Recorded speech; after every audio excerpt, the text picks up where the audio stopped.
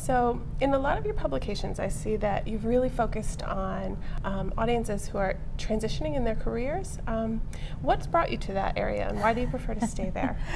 I mean, a lot of it's because my career has been in multiple areas. I started out as a designer, and I picked up programming, and I've really enjoyed working on both design and programming, not to mention everything else when it comes to running a startup, like running marketing and running sales and all that. Even though it's a lot of work and it's like a lot of balls I've been juggling, and I keep dropping one and when I'm trying to focus on other things, and it's been kind of stressful, it's actually been really fun to constantly context switch and try new things and learn new things in different areas. Rather than say just being a designer and just focusing on one field, some days I can do design, some days I can learn programming. It's just like constant learning, which has been really fun. Mm-hmm. That's great.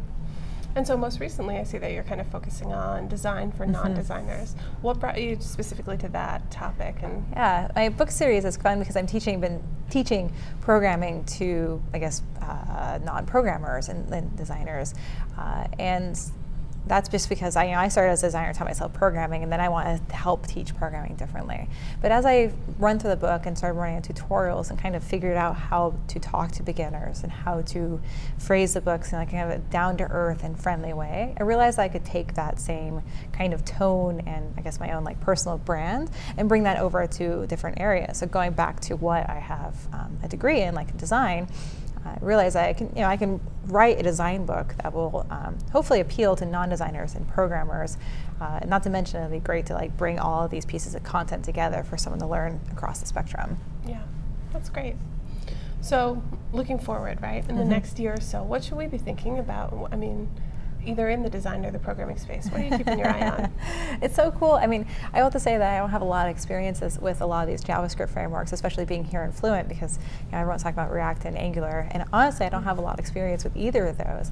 But it's really exciting to see how many new technologies are out there to help people build a web app.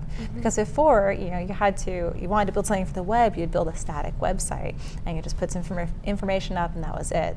And you had to be like a hardcore programmer in order to have something that had more dynamic systems like a login or registration.